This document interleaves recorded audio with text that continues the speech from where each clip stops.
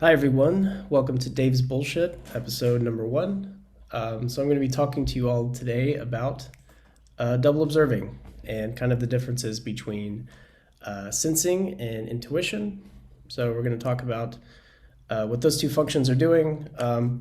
Mostly going to be from an NI-SE perspective. So, I think a lot of this will still apply to those of you on the NE-SI axis, but trying to talk more in general about sensing versus intuition, and also what it looks like when you're doing this phenomenon called double observing. So I'm going to explain these concepts. It'll probably be in a really disorganized manner. I'm not really going to edit this. I think I'm just going to just film segments and then smash them together. So it's probably going to look like shit, but hopefully there'll be some good information here and something that will be helpful in kind of understanding how these two functions work together and what it looks like when you are double observing, when you're using these functions in sort of a balanced way.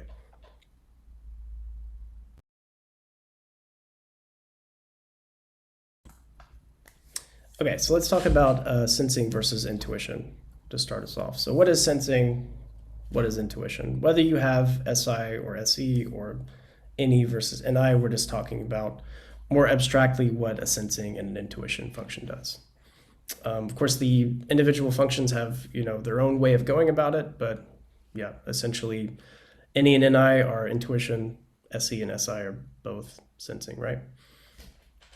So sensing is more about the what is, right? So what is concrete? What can I either take in through my 5 senses, or what is a sort of data point or a statistic? Something concrete, something that doesn't need interpretation necessarily, something that is some sort of data for me, right?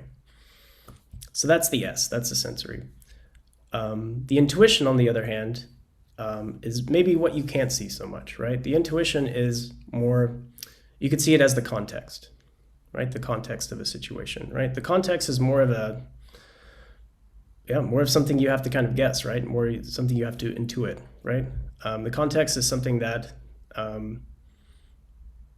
is kind of the big picture of what's going on, right? So intuition can kind of be thought of as that, the context. It can be thought of as the meaning behind something.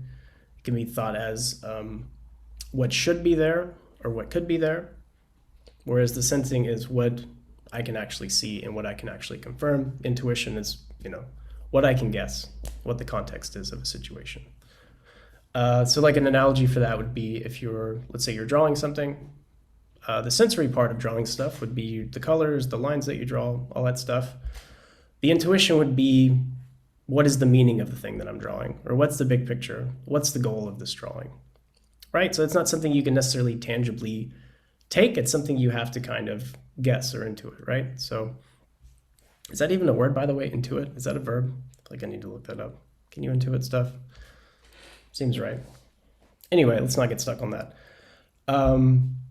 Yeah, so what we're doing is, as people that are sensors, so people that kind of rely on their sensing more than their intuition, is they're kind of fixated on the what is, and they're not always, too comfortable with guessing, or sometimes even forgetting kind of the context of what's going on. On the other hand, with intuitives, they're kind of glossing over the what is and kind of just assuming a lot of things based on the context of the situation or what they are interpreting as the meaning of what's going on. So an example of that would be, I had a homework assignment for a company I was working for. It was just through like a training module we were doing. And I had to program or come up with a model for like an insurance company, right? So me, as a sensor, I'm going through all the steps and trying to implement each step as it says. But at some point I got to a point in the assignment where there was missing a step. There was a step missing, right? So for instance, I was doing an insurance sort of model, and at some point, let's say, after an insurance policy has been created, something should happen, but it doesn't say what. And me as a sensor, that's going to trip me up, right? Because I'm just looking at the data, I'm looking at what I should be doing, I'm looking at the actual written statements on the assignment, and then when there's a missing part of that is where I'm going to struggle, right? Because I'm not going to rely on my intuition to kind of fill in the blanks there. On the other side, if an intuitive were to be looking at that, they might not even look at the steps. They might say, oh, an insurance company, I kind of know what that does. And, they might come up with a completely different model than what was intended by the exercise, and it would probably be kind of how an insurance company would work, but they would probably fail the assignment because it didn't really fit the requirements of the assignment, right? And so that's kind of the plight with both sides. For the intuitives, they're kind of only looking at the context or the goal, right? They're only looking at, okay, what is an insurance company? And let me just go off that.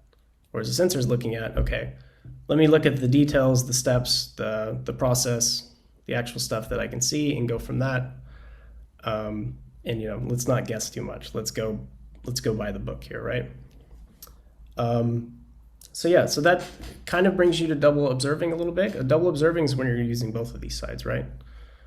So in this case, with this insurance application thing, or this insurance model thing I was building, I got to the point where there's missing information. I didn't know what to do, let's say, after an insurance policy was created and accepted. So I kind of wanted to stop there and be like, yo, can you tell me like what's supposed to happen after this? It's not in the assignment. But I took a step back and I said, okay, what does an insurance company normally do? Or what's the goal of this assignment? Or what would the person who created this assignment, what would they be looking for, right? I kind of looked at the big picture of what happens and use that at that point to kind of complete the assignment. And probably the intuition I came up with was that, okay, well, after you accept an insurance policy, you should notify the person that you accepted that the insurance policy was accepted there. So I used my intuition to kind of fill in the blanks there. So that is a case of double observing, right? So I not only looked at the sensory, I looked at what should be done, and then when there was a missing piece, I looked at the overall context and the goal and the meaning of the assignment to kind of fill in the rest of it, right? So I don't know if this analogy applies so much to any SI. I think maybe they're doing it a bit differently, but I'm going to steal this analogy from Lijo. If you haven't checked out her channel, it's really good. I'll put a link in the description, but she looked at her NI as kind of a puzzle analogy. And I watched this like 2 years ago, so I'm probably fudging it up, but I'm going to use the parts that I remember.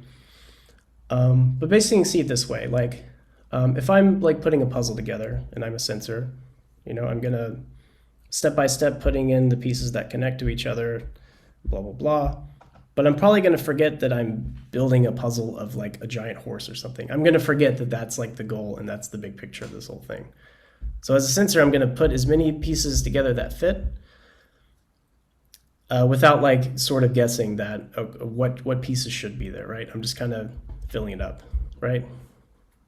With the intuitive, they're going to be slamming pieces on the board to resemble what they would think a horse would look like, right?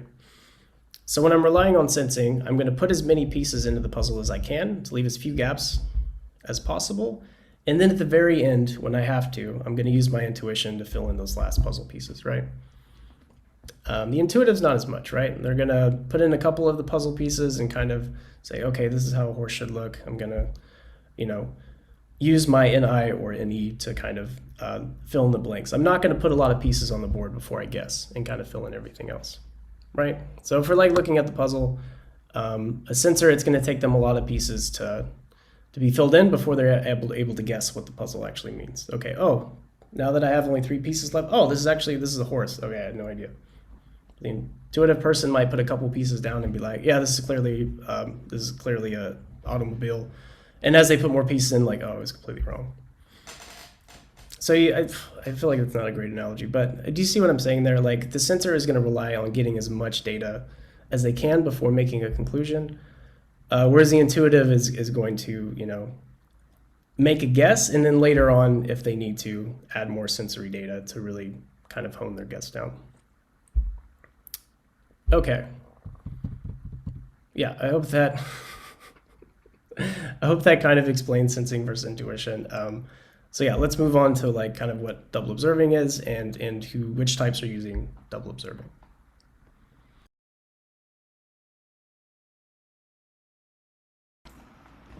Okay, so for double observing, that is when we are relatively balanced with our sensing and intuition function, right? We're not leaning only on the sensory, we're not leaning only on the intuition. Okay, the reason we call it double observing is because the sensing and intuition functions are your observing functions. So if you're double observing, you're observing on both ends, right? And so there are half the types available are doing this and the other half are not. So the types that are doing this are the EJs, so your ENFJs, ESFJs, ENTJs, ESTJs, and then your IPs. So ISTP, INTP, INFP, ISFP.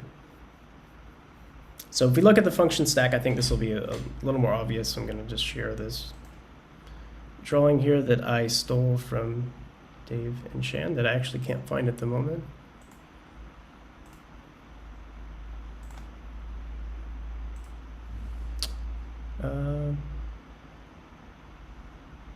Where did you go?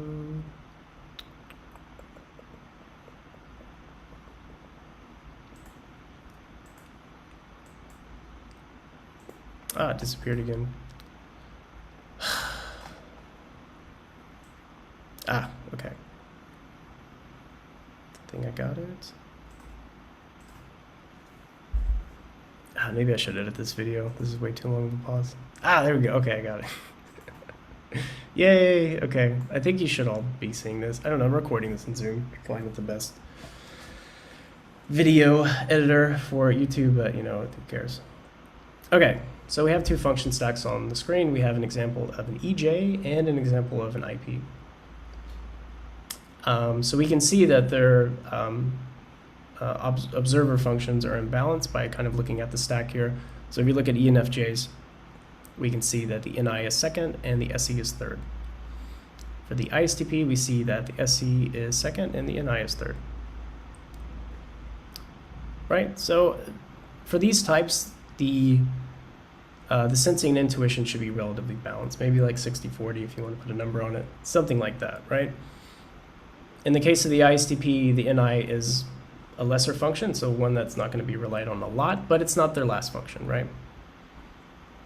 So they're still using it to some degree. Same with the ENFJ. They're still going to be using SE to some degree, right? And so yeah, for the other EJs and IPs, it's a similar look. They're going to have their intuition and sensing functions in the middle, and there's going to be a relative balance there. Right, so what does this look like? What advantages is there to double observing? Well, the way you process information is going to come a bit easier to you. Right, because like in the insurance example from earlier, you're not only looking at the steps of the assignment, but you're looking at the goal of the assignment. And you're probably looking at what an insurance company is as a concept, right? So you're looking at both. So you're going to have a lot of ease and not a lot of freakouts when it comes to information related stuff. So like, what is information related stuff? Information related stuff are things relating to things. Things relating to things. So like, I don't know, doing your taxes, fixing that stupid printer that you have that always messes up. Understanding philosophy, things like that. Now, I don't want to make it seem like these types are smarter. That's not what I'm saying here. But when it comes to information, when it comes to things, when it comes to, you know, needing to process sort of, you know, the context and the data, the sensing and intuition, these types are going to be a bit more well-suited for that. Or maybe not even well-suited is the best way to categorize it, but it's going to freak them out less, right? Like, you know, a lot of ENFPs who you can't get them to do their taxes even at gunpoint, right? Because, you know, they're not double observers, their sensing and their intuition functions are quite separate from one another. And so it's going to be, you know, pretty intense to do these sort of things, right? Whereas double observers, it's not going to be so intense, right? So double observers are going to have a lot better handle at handling information. Another thing that should be said is that not only are these the sensing and the intuition is balanced, but also control and chaos. So for those of you from the MBTI community, that might not make a lot of sense, but generally your extroverted observer functions, so your SE or NE, are the functions that are in line with change, right? With SE, it's being able to take in multiple sources of data, taking in data, right? These are your chaos functions, right? These are your functions that allow you to just move to another country at the drop of a hat, or to switch plans really easily, right? The other functions, so your NI and your SI, are more control and organization functions. So those help you structure things, they help you process things. basically these are functions that sort of narrow the information, right? So these are the functions that give you a plan, they give you a structure, they give you a step-by-step, that sort of thing. And since you have the function that likes change and likes new, balanced with a function that is also okay with control and with structure and in some cases repetitiveness, you have a sort of balance with that sort of thing as well, right? So in general, you're not going to have, let's say as an ISTP, for example, your organization functions, your NI, not going to be a big fan of planning, right? You're not going to be a big fan of structure. But since this function isn't last, it's not going to completely freak you out, right? You can have a routine, you can have something being sort of controlling, and you're probably going to be okay. It's not your favorite thing, but you know. In the case for the ENFJ, yeah, probably change is not going to be their, you know, their favorite thing, right? Chaos is not going to be something, you know, that they're sort of going towards a lot, but it's not something that they're probably going to freak out about, right? Because they do have the function third and not last, right? So having these functions in the middle, for one, allows you to process information and helps you deal with change and with the new and with the old, right? So problems that are associated with these things are generally better tolerated with these types, and there's not a lot of fear associated with that.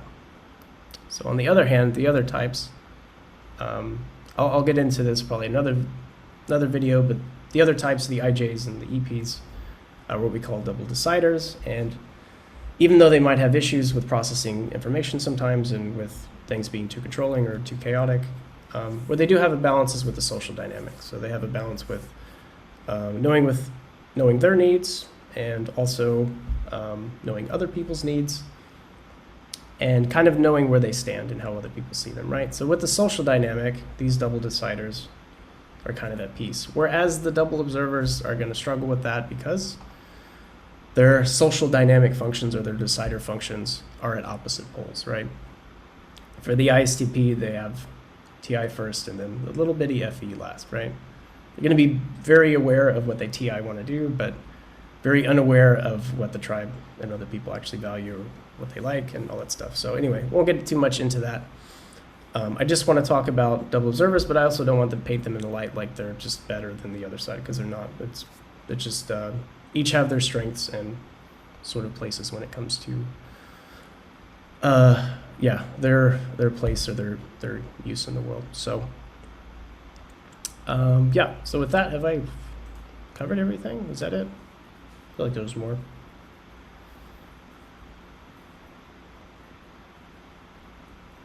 Okay, well, I guess I'll end it here then. Let me know in the comments if this made absolutely no sense, or if it did make sense, or if you have questions.